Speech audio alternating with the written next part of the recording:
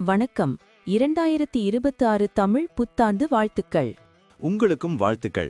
பராபவ வருடம் எல்லோருக்கும் நல்லபடியா அமையட்டும். ஜோதிடம் பத்தி உங்களுக்கு என்ன தெரியும்? இது ஒரு பழங்கால அறிவியல்னு சொல்றாங்களே, அது உண்மையா? ஆமா, ஜோதிடம்ங்கிறது கோள்கள் நட்சத்திரங்களோட நிலைய வச்சு நம்மளோட எதிர்காலம், குணம், வாய்ப்புகள் இதையெல்லாம் கணிக்கிற ஒரு முறை. உலகத்துல பல கலாச்சாரங்கள்ல ஆயிரக்கணக்கான வருஷங்களா இத பின்பற்றி வர்றாங்க. அப்போ வேத ஜோதிடம்னு ஒன்னு இருக்கே, அதுக்கும் இதுக்கும் என்ன சம்பந்தம்? வேத ஜோதிடம், அதாவது இந்திய ஜோதிடம், சந்திரன், நட்சத்திரங்கள், கோள்களோட சஞ்சாரம் இதையெல்லாம் முக்கியமா எடுத்துக்குது. ஒவ்வொரு ராசி, லக்னம், கிரக அமைப்பும் ஒருத்தரோட வாழ்க்கையில பலவிதமான தாக்கங்களை ஏற்படுத்தும். இது எல்லாமே அவங்கவங்க ஜாதகத்தை பொறுத்து அமையும். சரி, 2026 தமிழ் புத்தாண்டு, அதாவது பராபவ வருஷத்துல கிரக நிலைகள் எப்படி இருக்கும்? இதனால நமக்கு என்ன மாதிரி பலன்கள் கிடைக்கும்? அததான் இப்போ நம்ம பார்க்க போறோம். இந்த பராபவ வருஷத்துல 12 ராசிக்காரர்களுக்கும் என்னென்ன சிறப்பு பலன்கள் இருக்குன்னு ஜோதிட ரீதியா நம்ம பார்க்கலாம். ரொம்ப சுவாரஸ்யமா இருக்கே. இத தெரிஞ்சுக்கிறதுக்கு முன்னாடி நம்ம சேனலை சப்ஸ்கிரைப் பண்ணாதவங்க உடனே சப்ஸ்கிரைப் பண்ணிடுங்க. ஆமா, பெல் பட்டனையும் கிளிக் பண்ணி வச்சுக்கோங்க. அப்பதான் நம்ம போடுற வீடியோஸ் உங்களுக்கு உடனுக்குடன் நோட்டிபிகேஷனா வரும். சரி, வாங்க வீடியோக்குள்ள போலாம். 2026 தமிழ் புத்தாண்டு சிம்ம ராசிக்காரங்களுக்கு எப்படி இருக்கும்னு தெரிஞ்சுக்க ஆவலா இருக்கேன். நானும் அப்படிதான். பொதுவா சிம்ம ராசிக்காரங்களுக்கு 2026 ஒரு கலவையான வருஷமா இருக்கும்னு ஜோதிட நிபுணர்கள் சொல்றாங்க. நிறைய புது அனுபவங்களும் சில சவால்களும் வரலாம். ஓ அப்படியா? சவால்களை எப்படி சமாளிப்பாங்க? சிம்ம ராசிக்காரங்களுக்கே உரிய தலைமை பண்பும் தன்னம்பிக்கையும் அவங்களுக்கு இந்த சவால்களை எதிர்கொள்ள உதவும். மனசுல கொஞ்சம் அலைப்பாயும் நிலை இருந்தாலும் சரியான முடிவுகளை எடுப்பாங்களாம். அது நல்லது. சமூகத்துல அவங்களுக்கு எப்படி இருக்கும்? சமூகத்துல அவங்க திறமைக்கு நல்ல அங்கீகாரம் கிடைக்கும்னு சொல்றாங்க. ஆன்மீகத்துல நாட்டமும் அவ்வப்போதும் உண்டாகுமாம். புது வாய்ப்புகளையும் நல்லா பயன்படுத்திக் கொள்வார்கள். குடும்ப வாழ்க்கை எப்படி இருக்கும்? ரொம்ப முக்கியம் இல்லையா?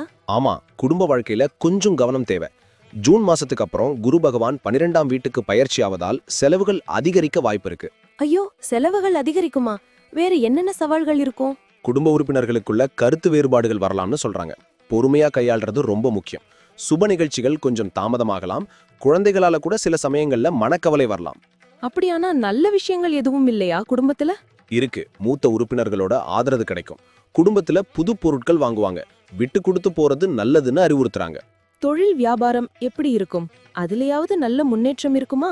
நிச்சயம், தொழில் வியாபாரத்துல நல்ல முன்னேற்றம் இருக்கும். ராகு பகவான் 7ஆம் வீட்டுல இருக்கிறதுனால புது ஒப்பந்தங்கள் கையெழுத்தாகுமாம். அப்ப முதலீடு செய்யலாமா? முதலீடுகளை கவனமா செய்யணும். வியாபாரத்தை விரிவுபடுத்தும் எண்ணங்கள் ஈடேறும். போட்டிகளை சமாளிச்சு நல்ல வெற்றி பெறுவாங்க. புது யுக்திகளை கையாண்டு லாபத்தை பெருக்குவாங்கன்னு சொல்றாங்க. கூட்டு தொழில் செய்பவர்களுக்கு எப்படி? கூட்டு தொழில் செய்பவர்களுக்கும் நல்ல பலன்கள் கிடைக்கும். தொழிலில் புது சாதனைகளை நிகழ்த்துவாங்க. அயல்நாட்டு வர்த்தகத்திலையும் லாபம் கிடைக்கும்னு சொல்றாங்க. வேலை தேடுபவர்களுக்கும் ஏற்கனவே வேலையில் இருப்பவர்களுக்கும் எப்படி இருக்கும்? வேலை தேடுபவர்களுக்கு நல்ல வேலை கிடைக்கும். ஏற்கனவே வேலையில் இருப்பவர்களுக்கு பதவி உயர்வு, ஊதிய உயர்வு எல்லாம் கிடைக்கும். புது பொறுப்புகள் அவங்களை தேடி வரும். வெளிநாட்டு வாய்ப்புகள் உண்டா? உண்டு. சக ஊழியர்களோட ஆதரவும் கிடைக்கும். வெளிநாடு சென்று வேலை செய்யும் வாய்ப்புகளும் இருக்கு. அவங்க திறமைக்கு நல்ல அங்கீகாரம் கிடைக்கும். பணிச்சுமை எப்படி இருக்கும்? பணிச்சுமை இருந்தாலும் அதை சமாளிக்கும் ஆற்றல் கிடைக்கும். மேலதிகாரிகளோட பாராட்டையும் பெறுவாங்க. ஆனா பணியிடத்துல கொஞ்சம் கவனமா செயல்படணும். நிதி நிலைமை எப்படி இருக்கும்? ஏற்ற இறக்கங்கள் இருக்குமா? ஆமா, நிதி நிலைமை இந்த வருஷம் கொஞ்சம் ஏற்ற இறக்கமா இருக்கும். குரு பகவான் 12ஆம் வீட்டுல இருக்கிறதுனால எதிர்பார்த்த பணவரவு கொஞ்சம் தாமதமாகலாம். சேமிப்பு குறையலாம். அப்ப புது முதலீடுகளை தவிர்க்கணுமா? முதலீடுகளை செய்யறதுக்கு முன்னாடி நல்லா யோசிக்கணும். பழைய கடன்கள் அடைப்படும். ஆடம்பர செலவுகளை குறைச்சு சேமிப்புல கவனம் செலுத்தணும். குடும்பத்தோட நிதி நிலைமையை மேம்படுத்த கூடுதல் முயற்சி தேவை. எதிர்பாராத செலவுகள் வரக்கூடும். நிதி திட்டமிடல் ரொம்ப அவசியம். ஆரோக்கியம் எப்படி இருக்கும்? அதுவும் முக்கியம் இல்லையா? கண்டிப்பா, ஆரோக்கியத்துல கொஞ்சம் கவனம் தேவை. உணவு பழக்க வழக்கங்கள்ல கவனமா இருப்பாங்க. உடற்பயிற்சி மேற்கொள்வாங்க. மன அழுத்தத்திலிருந்து விடுபடுவாங்க. யோகா தியானம் எல்லாம் உதவுமா? நிச்சயமா, யோகா தியானம் போன்றவற்றை மேற்கொண்டு உடல் ஆரோக்கியத்தை பேணுவாங்க. சின்ன சின்ன உடல்நல குறைபாடுகள் வந்தாலும் அலட்சியம் காட்டாம உடனே சிகிச்சை எடுத்துக்கிறது நல்லது. வேற ஏதேனும் சிறப்பு கவனம் தேவைப்படுமா? கண்கள்ல கொஞ்சம் கவனம் தேவை. நீர் சம்பந்தப்பட்ட நோய்கள் வரலான்னு சொல்றாங்க. குழந்தைகளோட எதிர்காலம் எப்படி இருக்கும்? குழந்தைகளுக்கு நல்ல வளர்ச்சி இருக்கும். கல்வியில சிறந்து விளங்குவாங்க. கலைத்துறையில ஆர்வம் காட்டுவாங்க. குழந்தைகளோட எதிர்காலத்துக்காக முக்கியமான முடிவுகளை எடுப்பாங்க. குழந்தை பாக்கியம் உண்டா? திருமணமானவர்களுக்கு குழந்தை பாக்கியம் உண்டாகும். குழந்தைகளால பெற்றோருக்கு மகிழ்ச்சி உண்டாகும். குழந்தைகளோட திறமைகளை ஊக்குவிப்பாங்க, அவங்களோட அதிக நேரம் செலவிடுவாங்க, அவங்களோட தேவைகளையும் பூர்த்தி செய்வாங்க. பயண வாய்ப்புகள் எப்படி இருக்கும்? பயண வாய்ப்புகள் இந்த வருஷம் நிறைய இருக்கும். கேது பகவான் முதல் வீட்டுல இருக்கிறதுனால ஆன்மீக பயணங்கள் மேற்கொள்வாங்க. உறவினர்கள் நண்பர்களை சந்திக்க வெளிப்பயணங்களும் இருக்கும். தொழில் சம்பந்தமான பயணங்கள் உண்டா? ஆமா, தொழில் சம்பந்தமான பயணங்களும் லாபத்தை தரும்.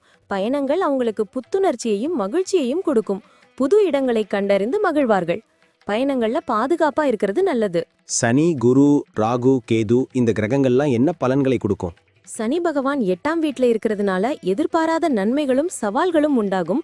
உடல் ஆரோக்கியத்துல கவனம் தேவை. ரகசியமான விஷயங்கள்ல ஈடுபட வாய்ப்பு உண்டு. புது ஆராய்ச்சிகள்ல ஆர்வம் காட்டுவாங்க. திடீர் பணவரவு கிடைக்கலாம், கவனமா செயல்படணும். வாத விவாதங்களை தவிர்க்கணும். பழைய கடன்கள் அடைபடும். குரு பகவான் 12ஆம் வீட்ல இருக்கிறதுனால என்ன நடக்கும்னு சொன்னீங்க? ஜூன் மாசத்துக்கு அப்புறம் குரு பகவான் 12ஆம் வீட்டுல சஞ்சரிக்கிறதுனால செலவுகள் அதிகரிக்கலாம். ஆன்மீக பயணங்களுக்கு செலவு செய்வாங்க. வெளிநாட்டு பயணங்கள் மேற்கொள்ள வாய்ப்பு உண்டு. சில சமயம் தூக்கமின்மை ஏற்படலாம். வெளிநாட்டு வர்த்தகத்துல லாபம் கிடைக்கும். ஆடம்பர செலவுகளை குறைக்கணும். மன அமைதிக்கு தியானம் உதவும். ராகுவும் கேதுவும் என்ன பலன்களை கொடுக்கும்? ராகு பகவான் 7ஆம் வீட்டில் இருக்கிறதுனால திருமண வாழ்க்கையில சில மாற்றங்கள் வரலாம். கூட்டு தொழில்ல கவனம் தேவை. புது ஒப்பந்தங்கள் கையெழுத்தாகும்.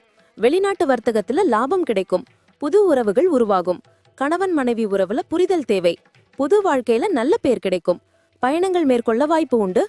கேது பகவான் முதல் வீட்டுல இருக்கிறதுனால உடல் ஆரோக்கியத்துல கவனம் தேவை. மனசுல சில குழப்பங்கள் வரலாம்.